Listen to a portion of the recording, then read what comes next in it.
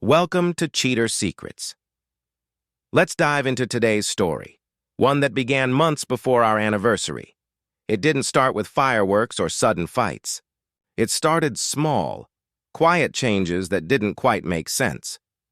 Rachel used to leave her phone unlocked on the kitchen counter while she cooked. Lately, it was always face down, notifications silenced. She mentioned her gym had added a new evening class, but somehow those sessions were stretching later and later. Her tone changed, too. Still kind, still polite, but distant. Each word sounded filtered, like there was something she didn't want to say out loud. I didn't confront her. That's never been my way. I've learned that shouting doesn't bring honesty. It just builds walls. So I stayed calm. I listened. I watched. One night she came home later than usual. There was a faint scent of men's cologne on her, not mine. She blamed traffic and slipped straight into the shower. That was the night I decided to stop assuming and start observing. Our 10th anniversary was just around the corner. I told her I was planning something special, a quiet rooftop dinner, just the two of us. Something intimate and peaceful. She smiled with visible relief. "That sounds perfect," she said. I smiled back, thinking, yes, it will be. For the next week, I prepared, not for the dinner, but for the truth I already suspected. I'd seen too many signs, late-night Uber receipts, new passwords on her laptop, and a message preview that flashed across her screen one evening, a heart emoji from someone named Evan. I didn't tell anyone. I wanted clarity, not sympathy. My plan was simple. Give her one last chance to be honest before I showed her what I already knew. When the anniversary night arrived, the rooftop was beautifully set. Soft lights, candles, music. Romantic on the surface, but underneath it was a quiet test. Rachel walked up the stairs, smiling. "You actually remembered," I nodded. "You have no idea what else I remember," I thought. For the first half hour, everything looked normal. She laughed, complimented the food, and talked about her boss pushing for a new project.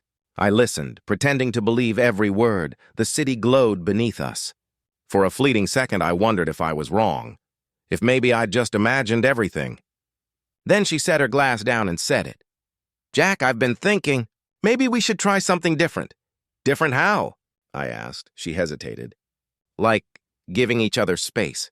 Maybe seeing other people for a while. It might make us stronger." She said it so softly, so calmly, as if she were suggesting a weekend getaway. Her words hit like cold wind, and in that moment, I didn't break. I settled. I smiled slightly. "You've been planning this talk for some time, haven't you?" She blinked, startled. "No, I just thought—" I reached under the table and slid an envelope across to her. "I got something for you, too." Her face brightened, expecting a card. But when she opened it, her smile froze. Inside were printed screenshots, her messages with Evan. Lines of text no one could misread. Her face went pale. "Where did you get this?" she whispered. "I didn't need to hack anything," I said quietly. "Your ride receipts told me where to look." Her voice trembled. "Jack, please, not tonight."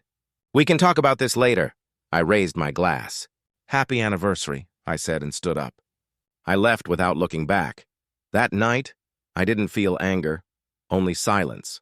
When truth sits beside you, there's no point shouting at it. You just accept it. Around midnight, I parked by the river and watched the water move. We used to come here when things were simple. That version of us was gone. What remained was a folder of receipts and a loop of memories I couldn't turn off. By morning, my phone was flooded. Missed calls, long texts, voice notes. Her voice shifted from fear to desperation. "Jack, please, we need to talk. You're misunderstanding everything." Then later, "You can't just walk away like this." I didn't respond. Not yet. Instead, I called Mira, a lawyer I'd met months ago through a friend. She once told me, "If you ever need help, call me." That morning I did. "I'm ready," I said. "For what?" she asked, though she already knew. For this to end, she didn't ask for details. "Come tomorrow. We'll start the paperwork." That night, I rented a small apartment on the edge of town. A short lease, nothing special. I turned off my phone, lay on the couch, and let the quiet fill the space. For the first time in years, it didn't hurt. It just felt peaceful.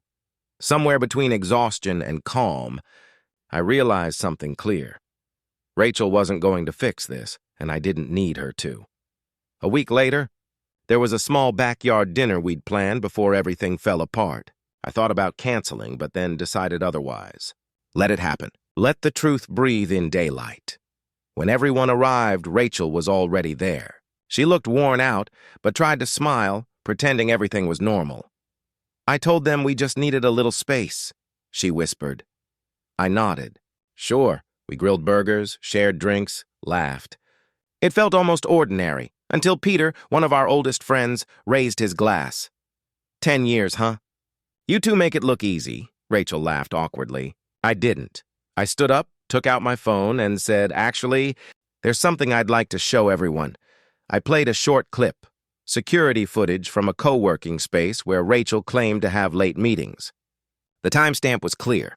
The video showed her stepping out of a car, smiling, walking into the building with another man. The laughter stopped. Peter froze mid-toast. Rachel went pale. Jack, stop! She hissed, her voice trembling. I ended the video. I'm done pretending, I said quietly. She stood abruptly, tears in her eyes. You're humiliating me! I shook my head. No, I just stopped hiding for you. She stormed out, slamming the gate behind her. Silence followed. Finally, Peter muttered, Man, I didn't see that coming. Neither did I said, setting my phone down. But now everyone knows. That night I called Mira again. Go ahead, I said. File the papers, no anger. Just finality. The fallout came fast. By morning, everyone had heard. Friends, co-workers, even my sister. Rachel told people I'd misunderstood, while others said she broke down at work and left early. Her brother called later that day. Jack, I don't know what happened, but she's not herself. She's ashamed. I don't hate her, I said softly, but I'm done protecting her, he sighed. Yeah, I figured. In the days that followed, Rachel's messages swung between guilt and fury. One moment she apologized, the next she accused me of destroying her life. I read them all, but replied to none. There was nothing left to say. When we finally saw each other again, I went back to the house. She opened the door before I could knock. Her eyes were swollen, her hair messy, her voice shaking. Jack, please. I made a mistake. I was confused. I didn't mean for it to go that far. I stepped inside, calm and steady. You meant it enough to keep doing it. She shook her head, tears falling. It wasn't like that. I just felt invisible, she whispered through tears. I understand, I said quietly. But loneliness doesn't give you the right to lie. Her sobs deepened, echoing in the hollow room. I didn't step closer. Instead, I reached into my jacket and unfolded a document, placing it on the table between us. She looked at it, confused. What's this? A clean exit, I replied. No court battles. No screaming lawyers. You keep the house! I just want peace. Her eyes widened as she recognized what it was. The first draft of our divorce papers Mira had drawn up. You're really doing this? She asked, her voice trembling. I already have, I said. For the first time since this began, she didn't argue. She just sat there, crying silently as I turned toward the door and left. Monday morning came crisp and clear. Mira met me outside the house, the process server standing beside her. You don't have to be here, she murmured. I know, I answered, but she needs to see it's real. Rachel's car was still in the driveway. When she stepped outside and saw me, she froze. Her gaze flicked between me and the man holding the envelope. What's this? She asked, her voice already breaking. The process server handed it to her. Divorce notice, he said. Her hands shook as she tore it open. You're humiliating me, Jack, she yelled. I shook my head slowly. No, Rachel. You did that when you brought someone else into what we built. I'm just closing what's left of the door. For a long moment, neither of us spoke. Then she threw the envelope at my feet and slammed the door behind her so hard the windows rattled. Mira exhaled softly. That went about as well as it could. Better than I expected, I said, staring at the door one last time. 2 days later, a message appeared on my phone. I can't face anyone. You've ruined my life. I stared at it for a long time before typing back, No, Rachel. You ruined your own life. I just stopped pretending it was fine. Then I blocked her number. The silence that followed wasn't loneliness. It was peace. No buzzing phone, no half-truths, no empty promises. That night, for the first time in months, I slept straight through until morning. A week later, I went back to the house to collect my things. I didn't tell her I was coming. When I opened the door, she was sitting on the couch, laptop open, smaller than I'd ever seen her. She jumped to her feet. "Jack, wait!" "Please." I stopped near the table, keeping my distance. "I'm just here for my stuff." She followed me from room to room as I packed a few shirts, my father's watch, the photo from our first trip together. Her voice trailed after me, fragile and desperate. "We can fix this. Go to therapy. Start fresh. I'll quit my job if I have to." I turned to face her. "Rachel, you had months to fix this." Every lie was a choice. "You can't rebuild trust on the same cracks." Her eyes filled fast with tears. "I swear I'll end it with him." "It's over." "It's been over," I said softly. "It just took me longer to see it." She stared at me, trembling. "So that's it? You just walk away?" "I'm not walking away," I replied. "I'm walking forward." Her legs gave out and she sank to the floor, sobbing. I didn't reach for her this time. I'd already tried too long to save something that no longer wanted saving. As I reached the door, she whispered behind me, "You'll regret this." I paused, hand on the knob. "No," I said. "I regret not speaking sooner." Outside, I climbed into my truck and drove to the lake. I sat there for hours, watching the sunlight ripple across the water. For the first time in months, my chest didn't ache. I wasn't thinking about revenge or loss, just stillness. By sunset, I realized I'd gone an entire day without replaying the past. The noise in my head had finally stopped. I felt weightless, free. Months later, we sat across from each other for the last time in Mira's office. Rachel looked pale, drained, older somehow. Mira went through the final terms. The house remains with Rachel. No alimony. Shared savings split evenly. "Do both parties agree?" I nodded. Rachel hesitated, then whispered, "Yes." When the papers were set in front of us, her hand shook. She glanced up at me. "I didn't think you'd actually do it," she said quietly. I met her eyes. "You never thought I'd stop waiting for you to come back." Tears filled her eyes. "It wasn't about replacing you, Jack. I just felt like I was disappearing." I listened for a moment before replying. "You could have said that before you disappeared with someone else." She wiped her face, voice breaking.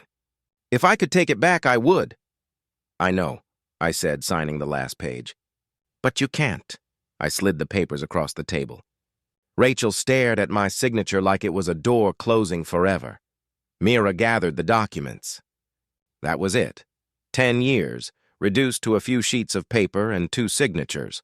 When I stepped outside, the air felt lighter. For the first time in months, the sting was gone. A week later, I moved into a small house near work.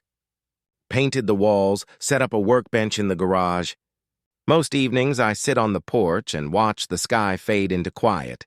Sometimes I think about that anniversary, how she said we should try something different. She got her different, and me? I got something better. My freedom. Sometimes silence speaks louder than words, and walking away quietly was the strongest thing I ever did.